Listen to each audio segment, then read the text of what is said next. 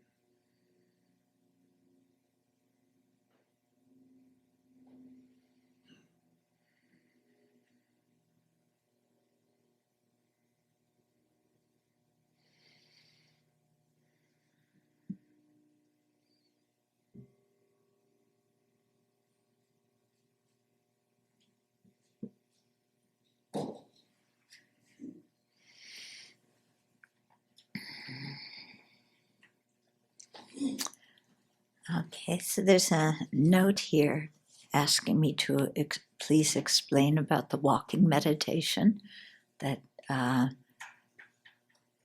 there was maybe a glitch this afternoon and people didn't quite understand what to do. So the idea is we divide it into 3 groups, and you self-select.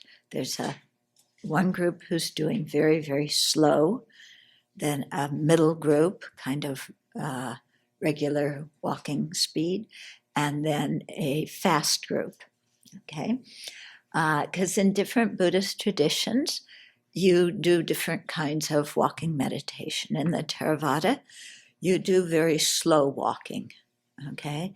In the Chan or Zen in Korea or China, you walk very, very fast. Tibetans don't have a particular walking meditation. I think that's because in Tibet you usually had to walk so much to get your water and anything anyway that they didn't need a special meditation for it. Okay, so the group that is the slow group, they're the innermost group, closer in the garden, circumambulating the Buddha statue in the garden. And there, those people want to focus, you're in a line, you follow the person in front of you, but you focus on being aware of left and right and left and right. So you just focus on which foot is moving, and you can slow it down a bit too, so that with one step it's lifting, pushing, placing. You lift your foot, you move it forward, and you put it down. And then the next foot, lift and push it forward, and then put it down. And so, when you're doing that, you're just aware of the, just aware of those 3 phases in each step. You're aware of how your 2 feet influence each other, how they depend on each other. It's not just one foot walking. That one foot may be doing the moving at a time, but that foot being able to move depends on the other one staying still. Yeah. So there's a lot of, analogies here that you can think of, because we so often think, oh, there's just one thing that's happening. But actually, that thing couldn't happen unless there are a whole bunch of other things happening too. So it can make you think more about dependently arising situations. Yeah, but your focus there is really on, lifting and pushing and putting your foot down, lifting, pushing, putting it down. Okay? And that's what you do for the whole session. You do 15 minutes, and then there's a bell, and then everybody sits where they are, and you do 15 minutes of concentration meditation. And this time when you do it, it's not in 5-minute bits, it's in 15-minute bits. Then there's another bell, and you stand up, and then you do walking for 15 minutes. another bell, and you sit down and do 15 minutes. So everybody's on that 15-minute schedule of alternating walking and sitting. Okay? So that was for the first group. The second group, similar, walking, sitting in 15-minute segments. The second group goes further. They make a bigger circle. Okay? So they're going to go out past the barn, around the trees at the far end of the garden, coming up around the other side where there's another Buddhist statue, coming up around the Buddha in the middle. You know, you're still within the garden itself, but it's a much bigger area. And there you walk more at normal speed. And it's good here to really place your attention not only on the dependence of one foot on the other, okay, good meditation on dependent arising, but also on impermanence, you know, and see how each foot is always changing, okay? None of the feet are static. Even the foot that's on the ground that isn't moving isn't static, you know, it's still functioning, it's still doing something, it's still changing. Yeah. And so you become aware of impermanence, you become aware of dependence. You can even start to look at why do I call this walking? Okay. It's a good question to put to yourself. Why do I call this walking? Another question to put to yourself is, who is walking? Okay, I'm walking. Who is walking? Who is the I that is walking? Yeah, the body is walking, but who is the I, the me that's walking? Okay, so it's another thing you can contemplate while you're walking. Then the third group, yeah, also on the 15-minute alternating thing between sitting and walking. And they go out the gate, around here, around Gautami House, up the path, around here, and then go back into the garden. So you circumambulate, almost everything, okay? Not everything, but almost everything, yeah. And you're walking very quickly. That's how they do it in Korea and in Chinese Zen. I don't know about Japanese Zen, probably the same. And you walk quickly, okay? So it's to really energize your body. And there too, while you're doing it, you can focus on who is walking. Yeah, and ask yourself that question. Or you can focus on imagining a small Buddha made of light on top of your head. And that Buddha is radiating light to all the living beings all around you. Think of all living beings, sitting around you. And there's a lot of living beings here. Yeah, there's really a lot. You find a lot in your room all the time. You think it's my room, it's actually their room. Okay. So you imagine, this small Buddha on your head made of light, and he's radiating light out to all the different sentient beings that touches them and pacifies their various kinds of suffering and dukkha, and brings them mental peace. Okay? So, and then, the bell rings, and then you sit down where you are and you do 15 minutes of sitting meditation. At the time of the Buddha, people meditated outdoors underneath trees.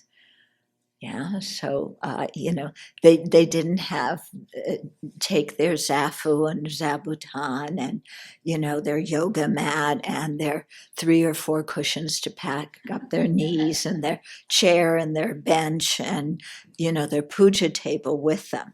They just sat under a tree and did their afternoon practice, and then in the evening did some walking meditation and so on. Okay. Any questions about that so far? So, when I was at the Zen monastery, they made us keep our hands folded at our waist. They were very strict about that. And I saw when people were walking around, arms were flying, and I was just wondering, how should we have our arms? Thank you for bringing that up. I forgot to mention that. Yeah, you do hold your hands very much. I haven't described the hand position here yet for meditation. I was going to do that this session, but very much the same way, right on the left. Thumbs are touching. Here you make it kind of flat, and that is at your waist. And so that's how you hold your hands when you're doing the walking meditation.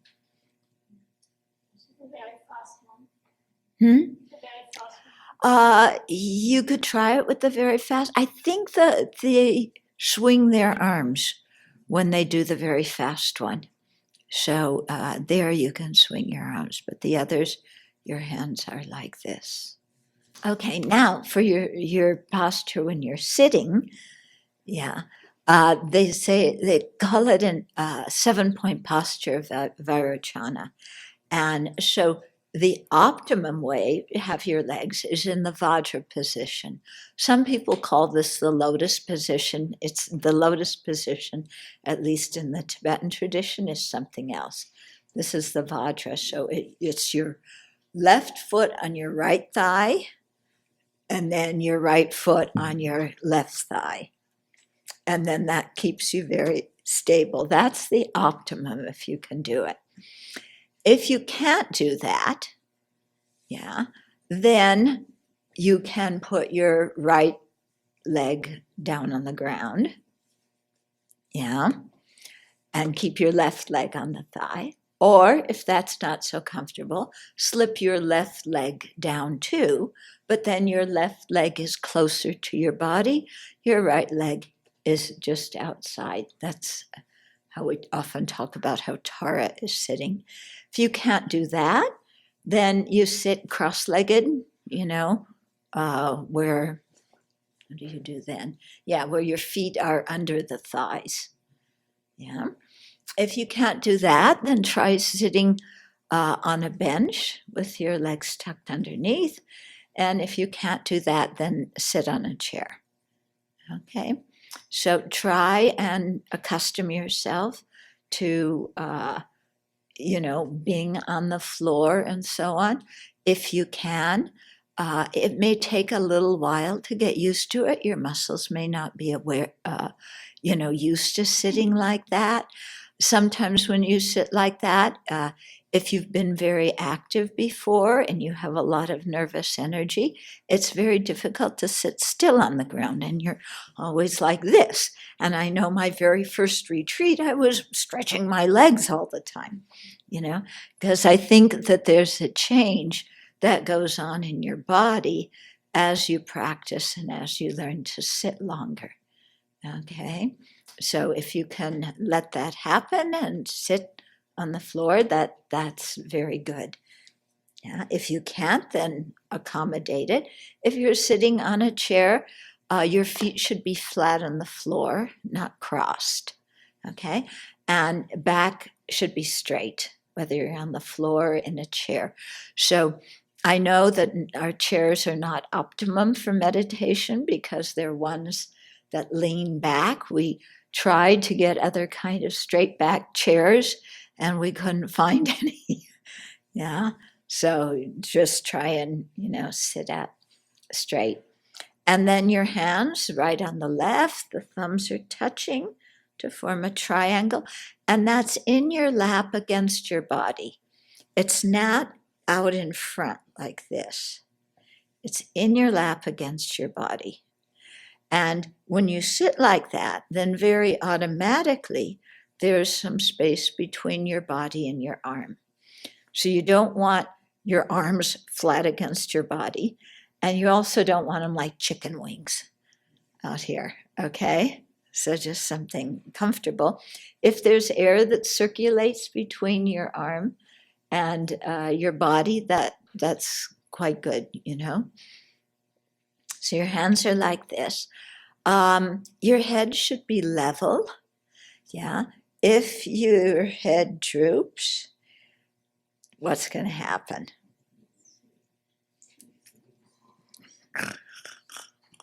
Yeah. So your head should be level. You don't want your chin up. Some people, you know, because the way their glasses are, their computers are, they find that their chins, they're habituated with having their chin up a little bit. So in meditation, we want our chin just kind of level. And if we just tuck it in a little bit, so it shouldn't be out like that, like, you know, how you are when you're trying to see something on your screen. Yeah.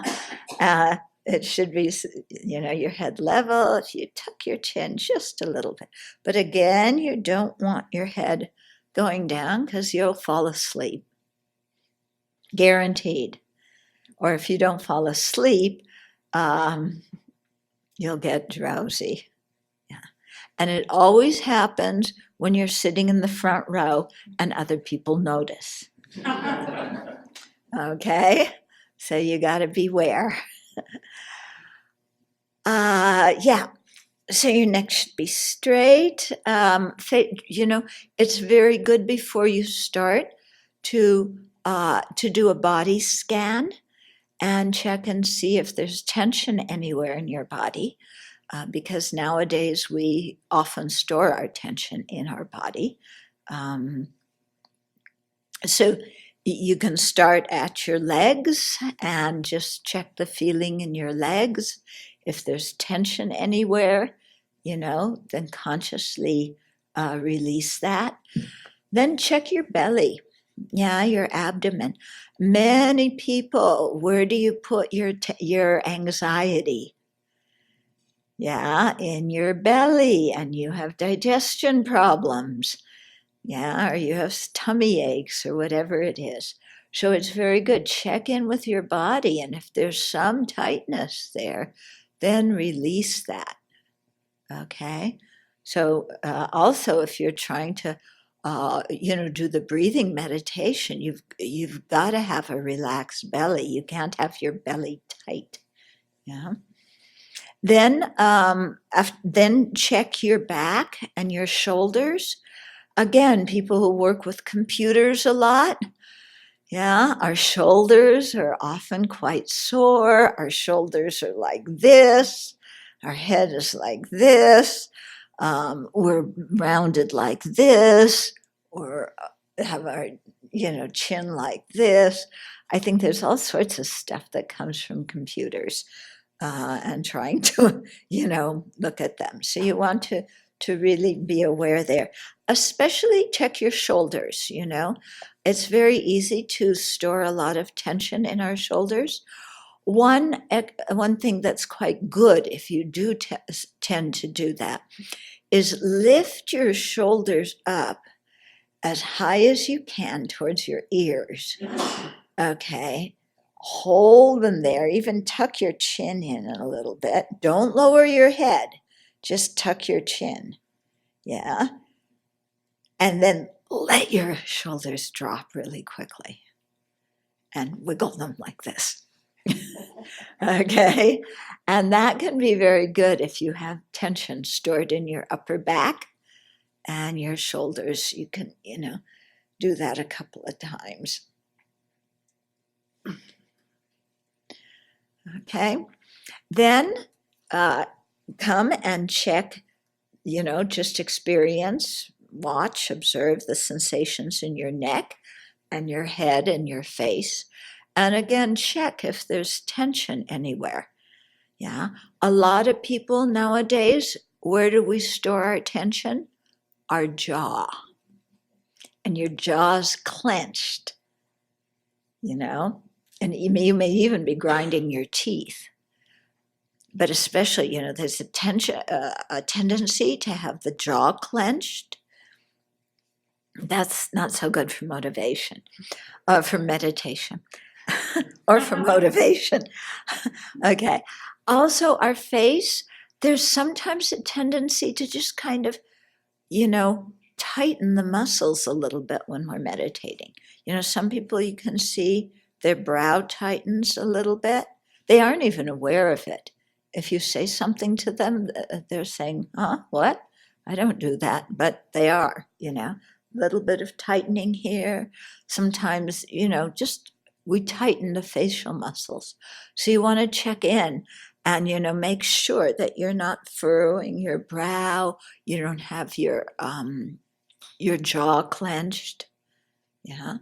Make sure your head is level, not like this.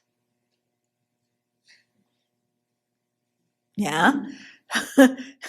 Yeah. But keep it level.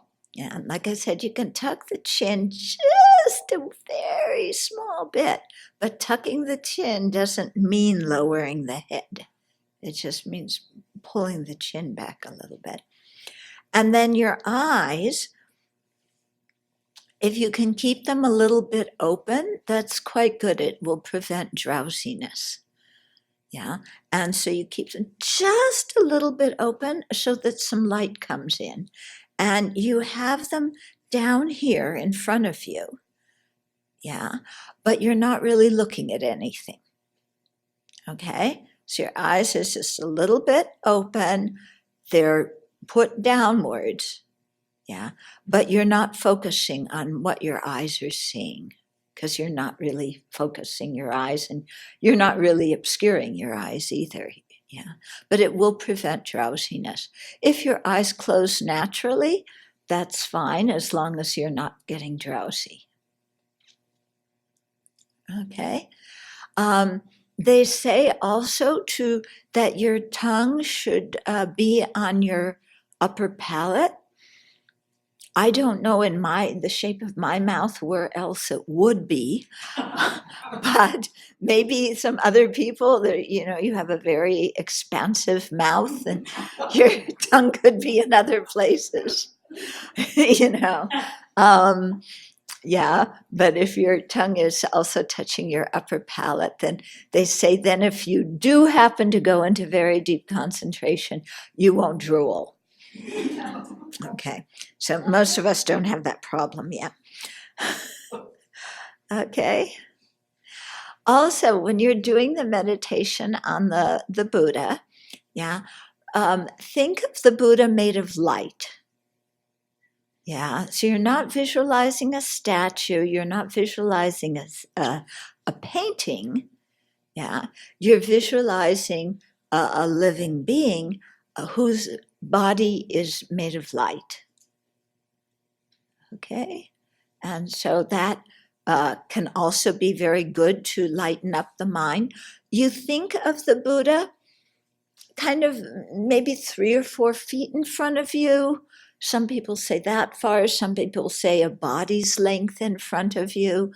Some people say visualize a small one because it helps to focus the mind. Other people find that visualizing a larger Buddha helps to expand and relax the mind. Some people say, visualize a Buddha that's this big. And like I said, some people say this big. So you have to find the size that is good, that works for you. Okay. And you want to keep the visualization, the Buddha that you visualize, the same. Yeah. So it's not like, one session the Buddha's standing and the next session he's sitting and the next session he's lying down. Just keep it standard. Okay. Okay. So that's about posture and sitting up. Okay. It's good when you start your meditation session to take refuge and generate bodhicitta. Yeah. Because that way we make sure that our practice is a Buddhist practice and that we're doing it for the purpose of becoming a Buddha. And this is important because the practices to attain serenity are also done by non-Buddhists. Okay? I mean, generating concentration is anybody from any religion and no religion at all can do that. But because we're trying to be aware of karma and, create Dharma karma, so to speak, and make sure that we're creating virtue when we do the meditation to attain serenity, then we want to make sure that we take refuge in the Buddha, Dharma, and Sangha, and that we generate bodhicitta. Okay, so that's the first prayer that we do, the one that starts, I take refuge. Okay. And then it's also good at the beginning of your session to do the 7-limb prayer.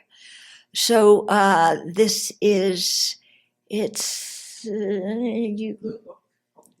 in the blue book, and then they'll put it on here too. It's a short prayer, and it helps to purify the mind and create merit. And that's a very good way to start a meditation session.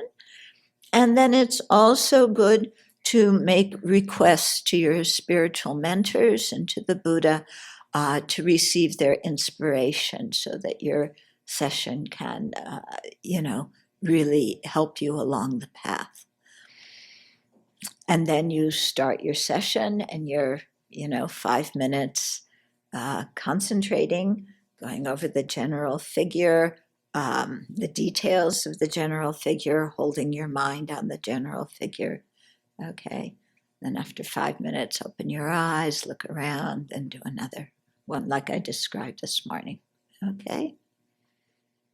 Yeah. Any questions about position or setting up your session? Yeah. Just briefly about the hands. If it kind of tilts like that. No, they're just right on top of each other like this. Yeah, like, yeah, no, you don't, not slouching thumbs. Yeah, it should be. I think I have long arms or something. I get more attention when I have it upright. Yeah, it should be upright like that. Yeah, the way you have them right now, that's good. Hi, would you recommend eyes open? No, like I said, your eyes lowered, but not really looking at anything. And if they close naturally, that's fine. If you are trying to meditate with your eyes open, in this kind of meditation, you're just going to get very distracted because you're going to start looking at things. If I have an arm that's mal-rotated, and it also is shorter, is just grasp the hands in that case? Just do the best you can. Okay. Yeah. In all these things, if you can't follow an instruction exactly because you have a physical impediment or whatever, then you just do the best you can and accommodate it. Okay? Okay. Then, how many of you have been able to focus without any distractions? Yeah? Anybody? So I thought I should talk about the 5 hindrances now. Okay. Oh, before I do that, it's also very important what you do in the break times between your meditation sessions. Okay. So if you're at home, like I was talking this morning, if you're trying to focus single-pointedly on something and then you get up at the end of your session and you start watching cartoons, or you start watching the news, or you start flicking through your phone, that is not going to be very helpful for if you're in a retreat situation and you're going to sit down and do another session soon. Yeah. In terms of your daily life and your daily practice, you have many things you have to take care of. So you do that, try and keep it to a minimum. But if you're in a retreat situation, then you definitely, during the break time, want to keep your mind focused.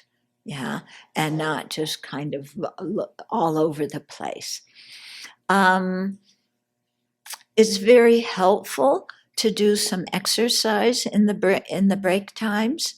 Yeah, because we do have bodies, and sometimes our bodies can have a lot of restless energy in them that can affect our meditation. So walking or doing yoga or tai chi or, some kind of physical movement. There's plenty of places to walk here. That's very helpful. Also, it's very helpful to look a long distance. That was one of the criteria when I was looking for land for the Abbey, was that it be a place where you have views. Yeah, because if you're trying to meditate and you're in a valley, then just like that, then you feel more like this. Okay, because you're up higher, you look across, you see this.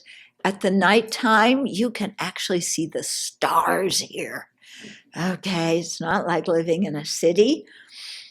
So you look up at the stars, you think of how many sentient beings there are out there. Okay, and so let your mind really stretch. Yeah, that's quite good for meditation. Yeah, you don't want your mind to, think small and get small and become tense like that. That's not very helpful at all.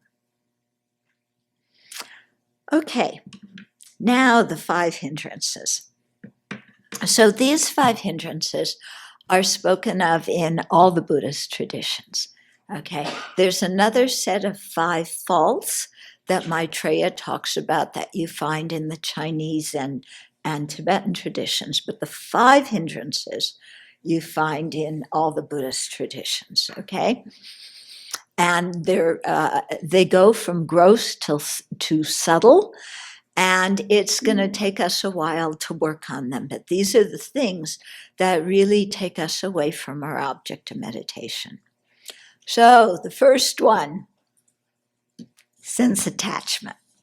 Okay?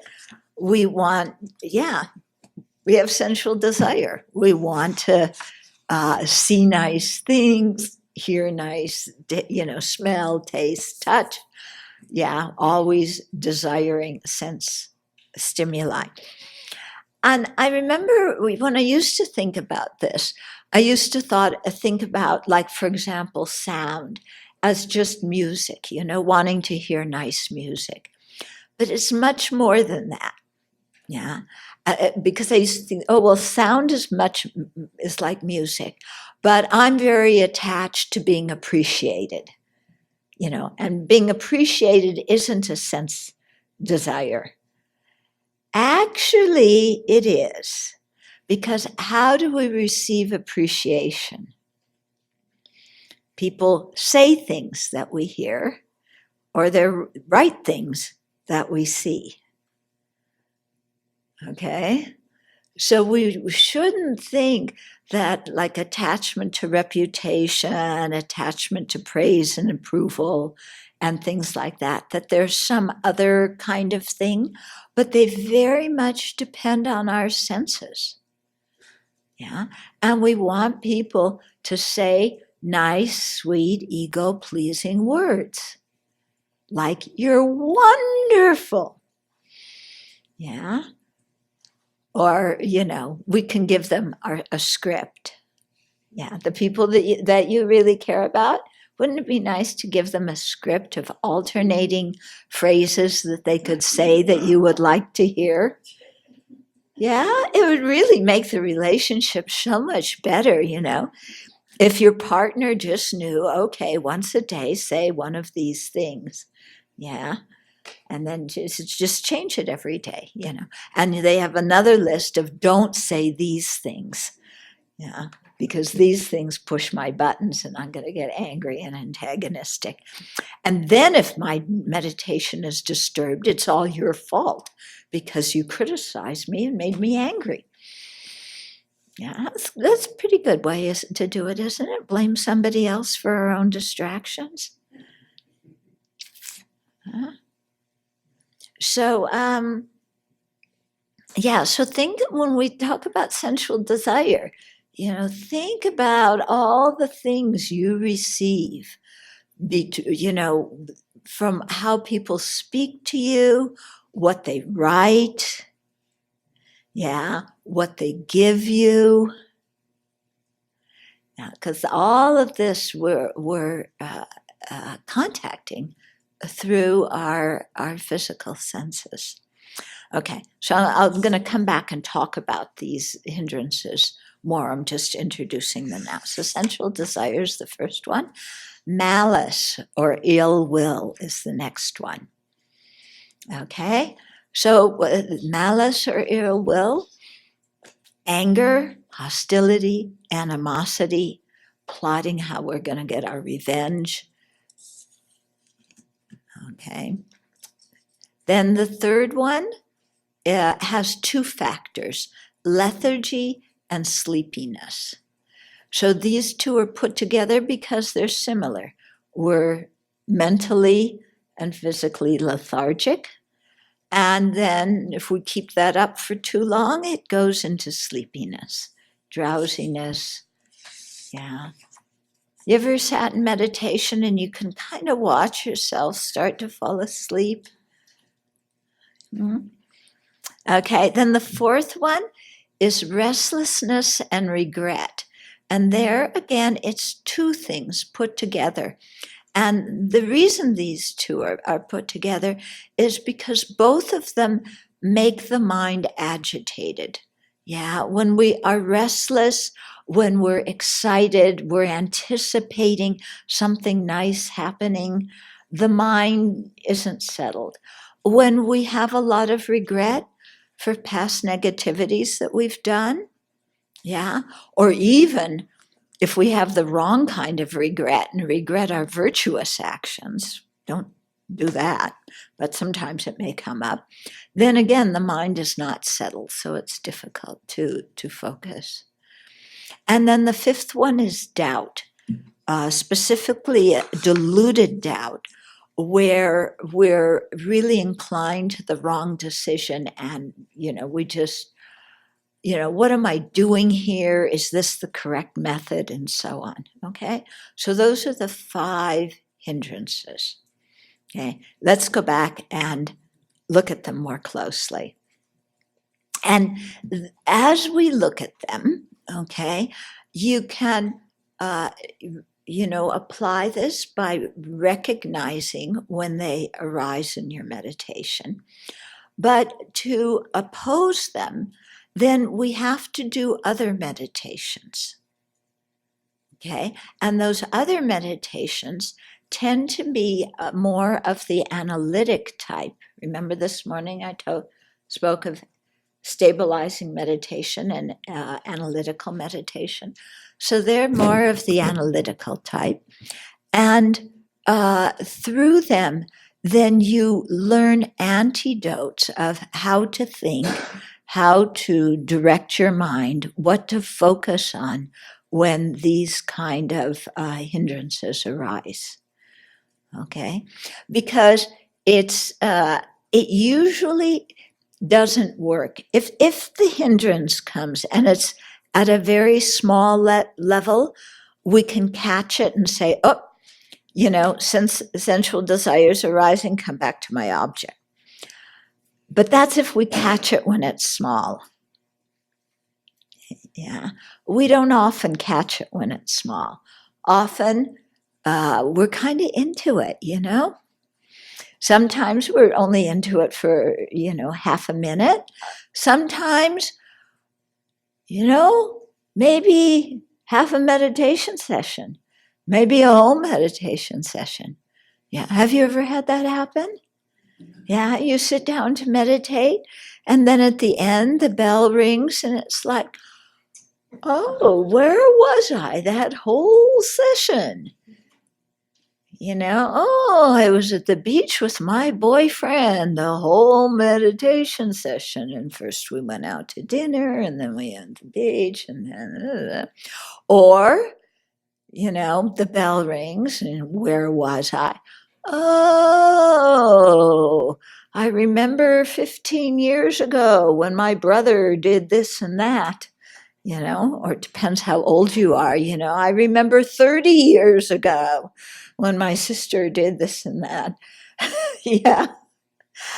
And then, you're off remembering something from the past, getting, malice and ill will coming up again.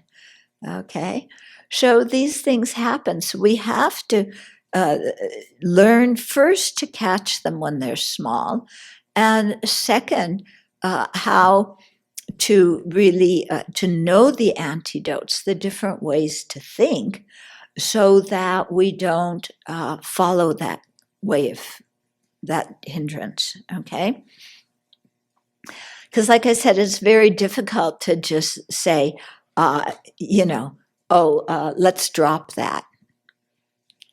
Yeah, drop. Well, but my brother did, and my sister did, and then my uncle and my aunt, and okay, come back to the breath.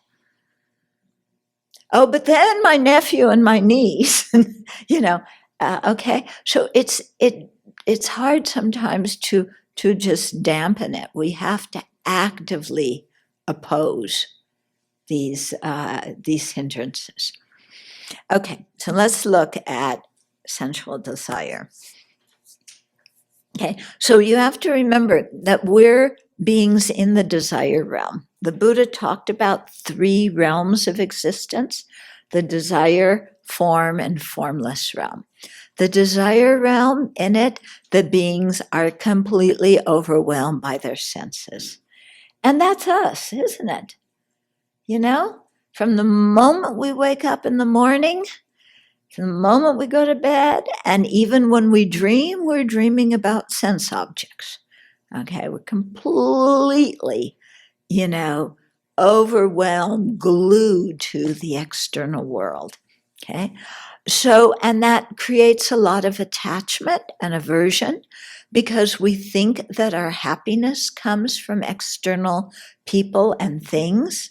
So we think if I only can get everything I want. No, that doesn't belong to me.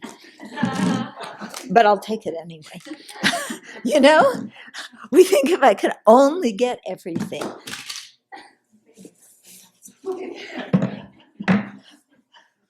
Without it breaking, without it getting lost. No. It says folder A. Okay. Yeah.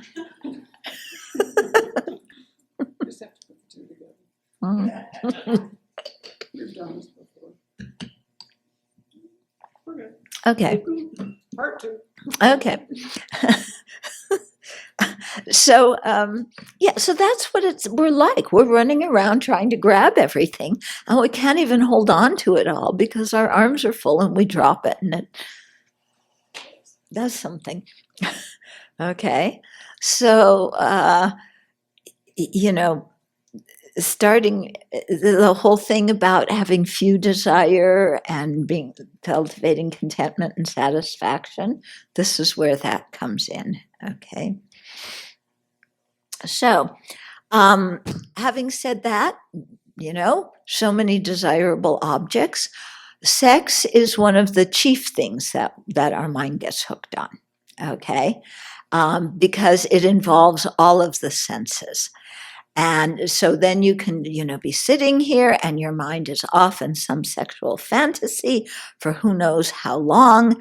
And, and then the bell rings and it's like, oh boy, I hope nobody here can read other people's minds.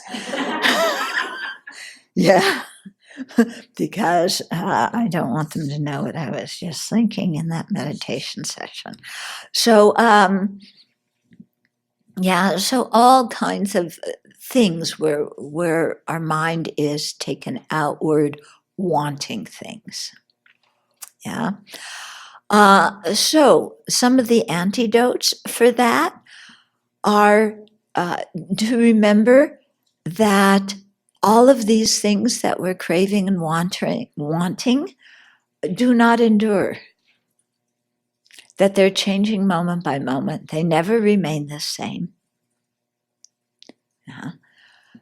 So And you see it through your own experience. You just get the new device. Yeah, that Apple or Microsoft or whatever, you just get the new one that's come out, and then another new one comes out, and you want that. Or you get the new one, and then you get a lemon. Yeah, because you know what? The more things we have, the more hell realms we have when the things break. Okay, so you have car hells. When your car breaks down, you have computer hells, you have smartphone hells. Okay, everything you have can produce a hell realm when it breaks, because it always breaks when you really need it. Okay, and then you get angry and upset, and we know. Okay, what happens? So it's very good to remember, everything I have is on the way to breaking. I just don't know when it's going to happen, but it's on the way to breaking. So there's no sense in getting attached to it.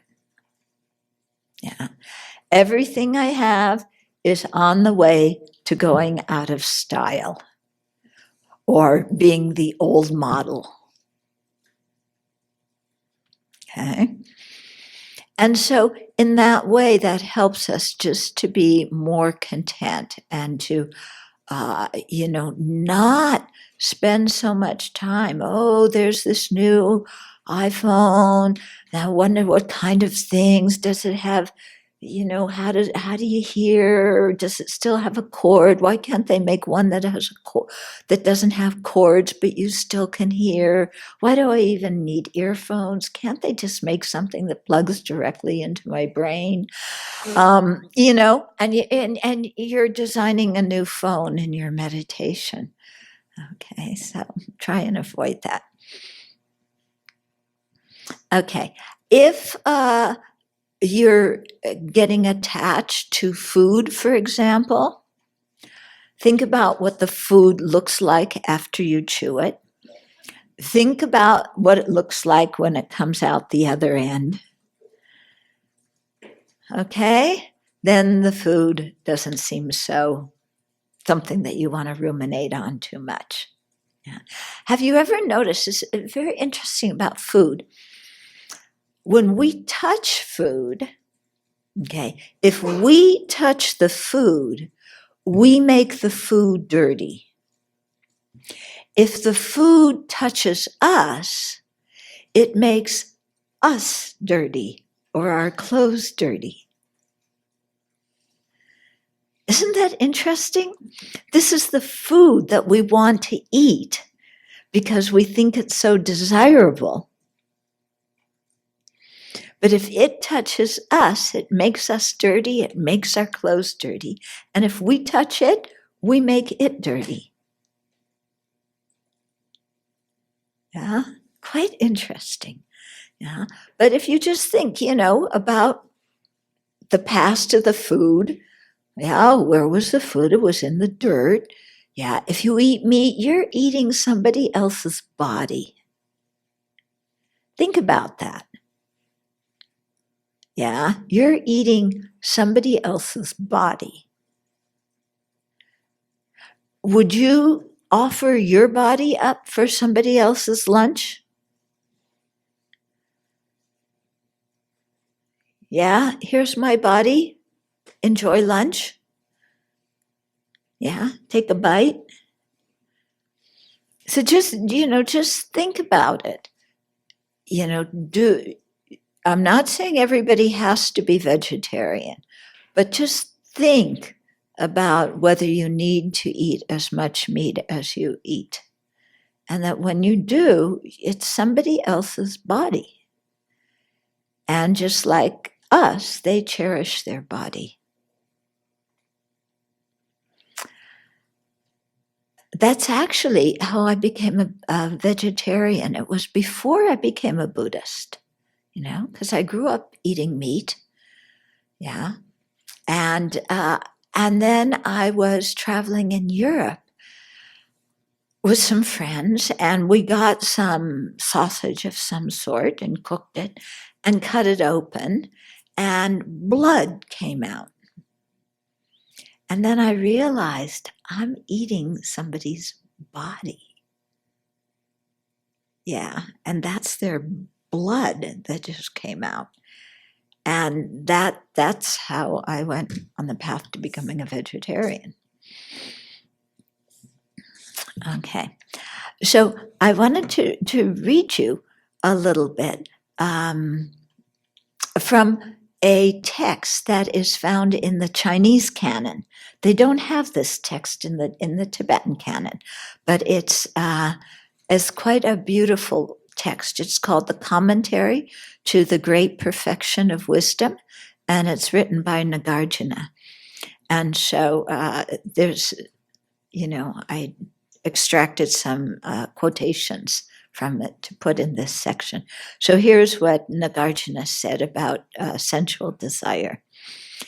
He said, desire is the net of the demons and an entangling web from which it is difficult to escape. That's true, isn't it? When our mind wants something, we become completely fixed. And I've got to have that. Yeah. Or we have something that we're attached to, and I've got to hold on to this. I can't give it up. Especially people. We get so attached to other people. Okay, so desire is the net of demons and an entangling web from which it is difficult to escape. Desire constitutes a burning heat which dries up all bliss.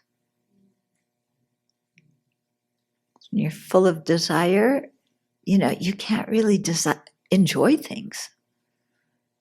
Yeah, because you're craving more and better. Desire, like drawing close to a fiery pit, is extremely fearsome. It is like cornering a venomous snake, like an enemy invader brandishing a knife, like swallowing molten copper, like a lion blocking one's path. Yeah, so this is how desire, sensual desire, interferes with our life. Yeah, and just makes us crazy. Yeah. All desires are just like this and are worthy of being feared. Desires cause people to undergo torment and suffering. Now, the takeaway from this is not that desire is bad. Let's get out of the thing of good and bad. Okay, let's just say desire creates problems for me. Now, if you look at your experience, when you get overwhelmed by desire, does it create problems for you? Do you sometimes do negative things to get the things that you desire? You cheat or you lie or you do something behind somebody's back to get what you desire? Okay, so don't say bad.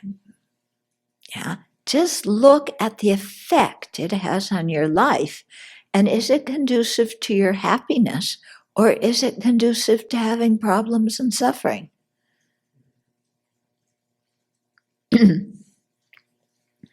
Those people, this is Nagarjuna again, those people who are attached to desire are like convicts in a prison,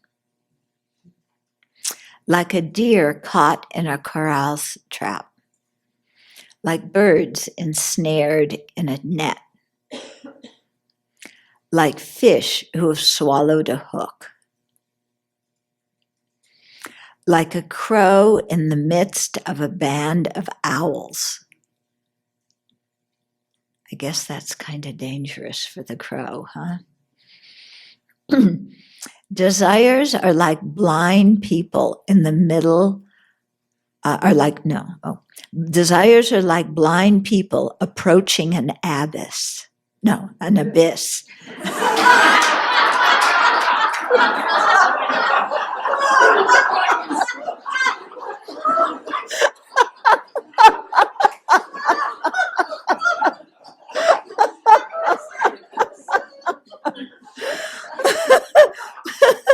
Well, maybe like approaching an abyss too. I don't know.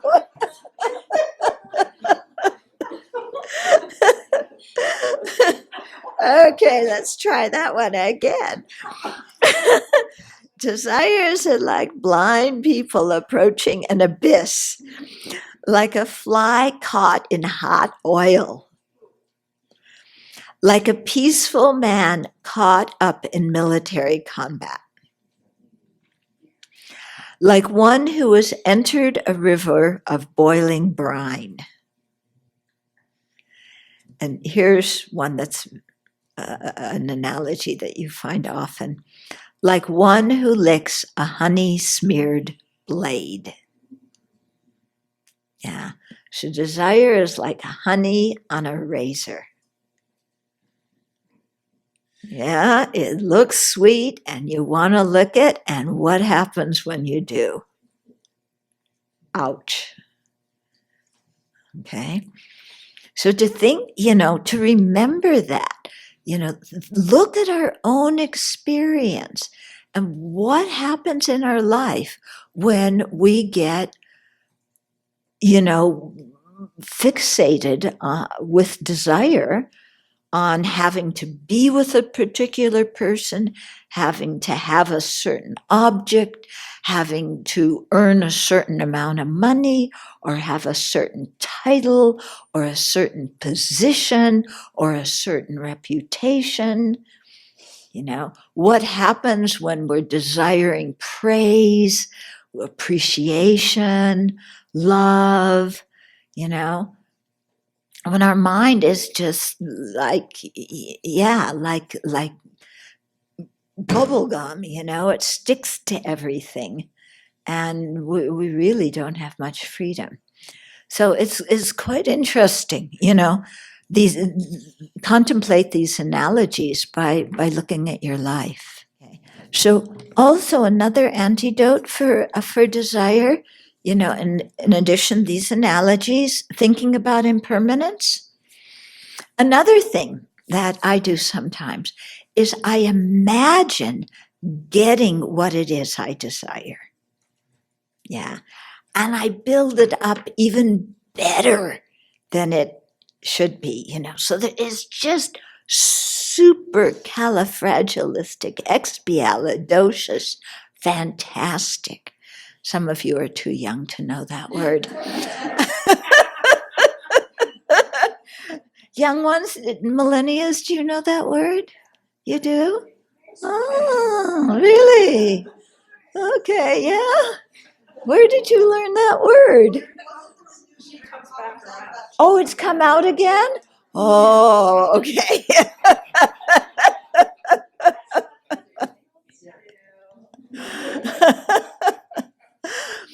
Okay, so in my mind, I will imagine getting whatever it is that I desire, making it wonderful, imagine enjoying it, and then saying to myself, now does that make you everlastingly happy? No, it doesn't. I get what I want, I enjoy it, it feels good, and I'm back at go. Yeah. Didn't collect $200, didn't pass go. Do you still know that one? Millennials, you know about that? So that helps to pull in the wild craving energy. It's just to say, I get what I want, now am I happy? Yeah. I want somebody to do something. You know, do you ever have that? You want a family member to do something, and you nag and you pester, and they refuse to do it. And then, so in your meditation, you imagine, you just say one time, Johnny, clean up your room. And Johnny cleans up his whole room, And then you say, now am I everlastingly happy? No. Yeah, it's nice he cleaned it up. It'll be dirty in another 5 minutes. But it's not going to make me everlastingly happy. So it's another antidote. Okay, next one, malice. Okay, so this hindrance is the wish to give harm. Okay, so we may want to harm a person. Yeah, malice can arise towards many different things, towards a person, towards physical pain or mental anguish, towards loneliness, towards conflicting ideas, towards a machine. Okay, whatever it is that we don't like that meets our disapproval. Yeah, so malice arises. And malice is very dangerous because it can, it's a wish to cause harm. Mm-hmm. And so it's very closely related, or linked in, I should say, with resentment, revenge, a feeling vengeful, cynical, fearful, suspicious. Yeah, we usually think of malice as I'm going to attack somebody else, but what's the mental state that makes us want to harm somebody else? It's a mental state of fear and suspicion ourselves. Okay. So when malice is in the mind, we're not very happy. Yeah. We usually feel powerless. We may have power in this situation, but we don't see it. And there's great danger with malice that we will act out and harm somebody physically or verbally or mentally. Yeah, so we have to really pay special attention when malice comes. Malice causes us to contradict Dharma advice. Yeah, our teachers are always teaching us about kindness and generosity and avoiding harsh speech and insulting people. When our mind gets filled with malice, we do all those things, don't we? Yeah. And then what happens when we speak cruelly to other people? Yeah, do they go, oh, I love you, let's be friends? Oh, they say, yeah, get me away. And then we wonder why we feel lonely. Okay. So in our concentration, if we're trying to develop concentration, then developing malice, it totally takes us way off the object. Yeah. Because instead of, visualizing the Buddha or observing the breath, you're dwelling on the details of how you're going to harm somebody in return for what they did to you. It's not a very nice mind, is it? Yeah. It's a mind that lacks forgiveness. It lacks fortitude and patience, and it's quite unhappy, and it causes others unhappilness and ourself unhappiness. Okay, so here's another quote from Nagarjuna's commentary on the Great Perfection of Wisdom. And here he is quoting, this must have been from a sutra, in the Perfection of Wisdom Sutras, where Shakra, the king of the gods, the king of the devas, he asks the Buddha some questions, and then the Buddha replies. So here are the questions that Shakra asks the Buddha. Okay. What thing is it which killed brings peace and security? What thing is it which slain one has no regrets? What thing is it which is the root of venomousness? And which devours and destroys all forms of goodness? What thing is it which one slays and then one is praised? What thing is it which slain brings one no more distress? Okay, so that's what the King of Gods asked the Buddha. Listen to what the Buddha answered. The Buddha said, if one kills anger, the mind will be peaceful and secure. If one slays anger, the mind will have no regrets. It is anger which is the root of venomousness. It is anger that destroys all forms of goodness. If one slays anger, all Buddhas offer praise. If one slays anger, one has no more distress. So we usually think when we're angry that the other person caused our anger. We say that, you made me angry. Okay. Other people don't make us angry. We make ourselves angry by how we interpret the situation. Yeah. So that's why it says if one slays anger, one has no more distress.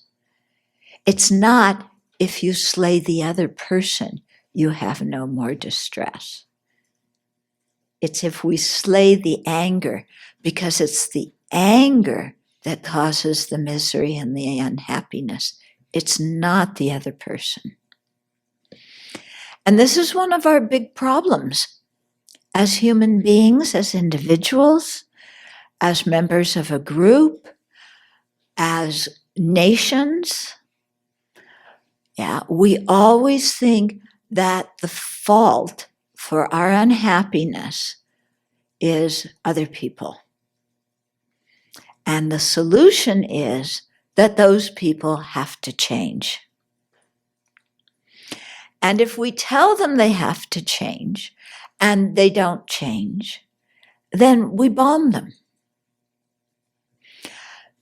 As individuals, our mouth can be like a weapon of mass destruction. Yeah. We didn't find any in Iraq, but we carry them around on our face. Because with our mouth, yeah, we can say the most cruel, horrible things to the people we care about the most. Yeah, trust that it takes a long time to build up gets destroyed very quickly by harsh words, by lying, by cheating and deceiving. Okay? So it isn't other people who make us mad. It's we look at a situation and we view it through this teeny tiny periscope that we think is reality. But the periscope is really called me, I, my, and mine. And we interpret everything in terms of how it affects me. If two people are whispering over there, they are talking about me behind my back. Yeah? We interpret everything in terms of me. Why did that person, I walked into the room and they quickly changed what they were looking on in the computer? Oh, it must have something to do with me. You know, everything is self-related. And this gets us into a lot of trouble because, believe it or not, everything everybody does isn't really in relationship to us. Sorry to disappoint you.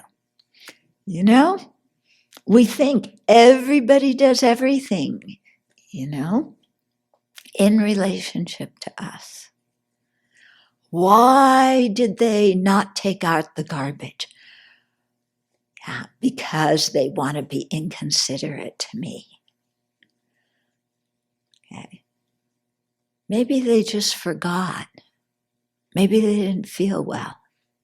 No, it can't be for any other reason. It has to be because they deliberately want to be inconsiderate so that all have to take out the garbage. Okay?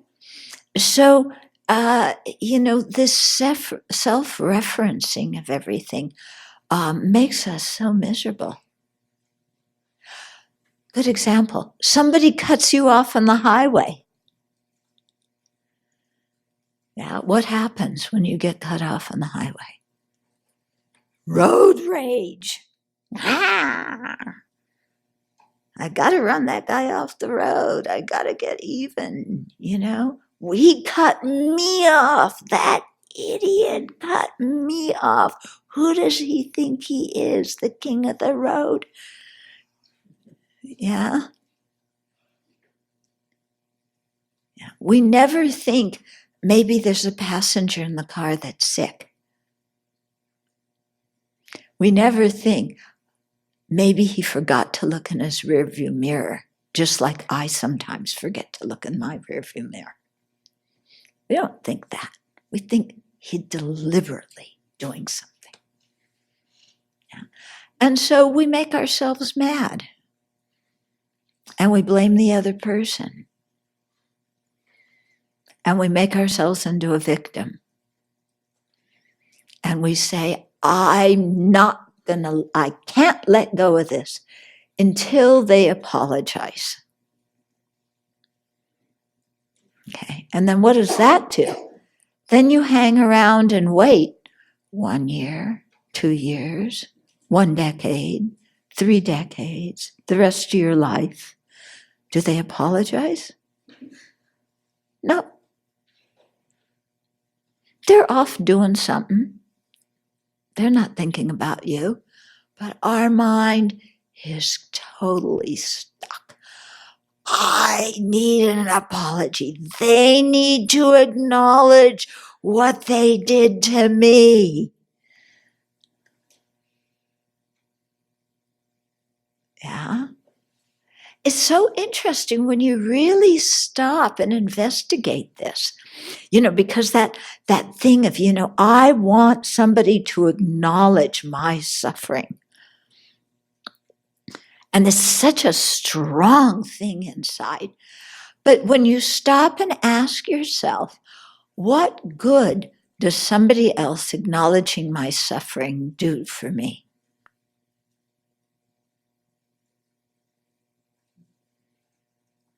Yeah, what good does it really do?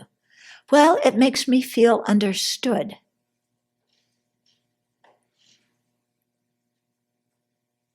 So I need somebody to say, oh, you've really suffered a lot, so that then I feel understood.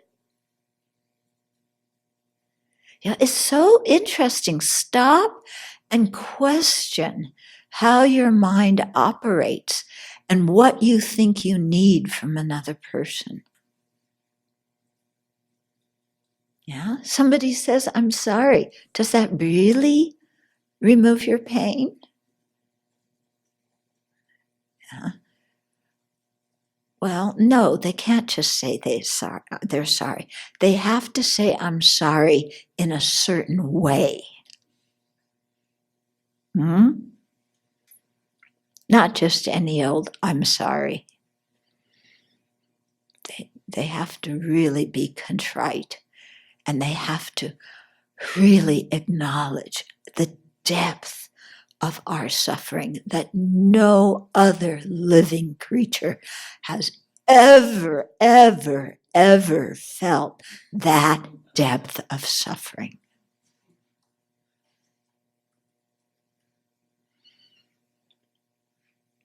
You know, it's so interesting how our mind works. I'm not saying that we've never suffered. Yeah, we've all had a lot of suffering, physical, mental, emotional. Yeah. But the way we relate to our suffering often causes us more suffering, I think. Because we relate to it as my suffering. I mean, when you think of somebody in Syria, yeah, they're living with their family, then all of a sudden they're caught up in a war with different sides bombing their town, bombing even the house they live in. They're never sure if they wake up in the morning, if they're going to have a house or if they're even going to be alive. Yeah. And then they try and leave that country to go to another country. Yeah. And they have the coyotes who cheat them and take all their money to get on some ship. And then maybe they're left in the middle of the Mediterranean to die. Maybe they make it to Greece, but then the people don't want them there. So they travel somewhere else, and the people don't want them there. And the people don't want them there and there and there and there. And they can't go back because they have no home. Yeah. Do we get as distressed about that as we do when we weren't invited to a certain social occasion?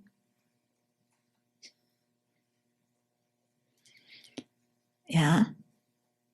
It's so interesting to watch our mind and how we focus on me, I, my, and mine and cause ourselves so much misery. I was just reading Ruth Bader Ginsburg, okay? Are you a fan of Ruth? I'm a fan of Ruth. I think she's great. So she was just in the hospital they found some cancer with her pancreas, okay? And, I mean, she's an old lady. She's like this, and yeah, and she just went through, how many bouts of cancer. And they were interviewing her just, I think, I don't know, yesterday or today, something. Anyway, recently. And she said, I just have to not pay so much attention to my body. And because I'm working on the courts, and I have to read these briefs, and I have to read these arguments, and I have to think about them and make a decision because other people are depending on what I'm doing.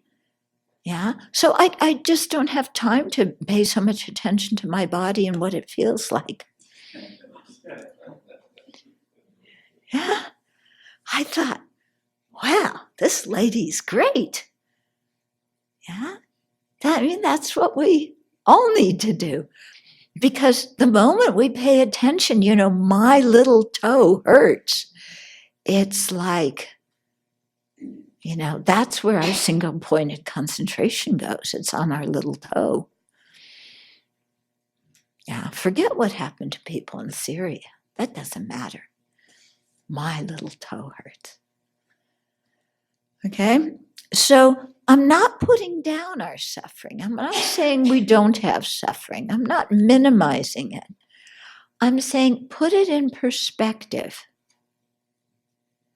and observe your suffering and observe the incident that caused it, and then observe how you think about your suffering after that. Yeah. Because I often think that in the moment, we don't really experience so much suffering. It's afterwards when we think back on what happened. Then we go, oh no, look what happened to me. Yeah. Not that we don't experience the suffering in the present, we do. But when we look back on it, it takes on a whole new dimension. Mm-hmm. Anyway, just some suggestions to see if that will help subdue the ill will and the malice and the anger, yeah, that act as big distractions when we're meditating.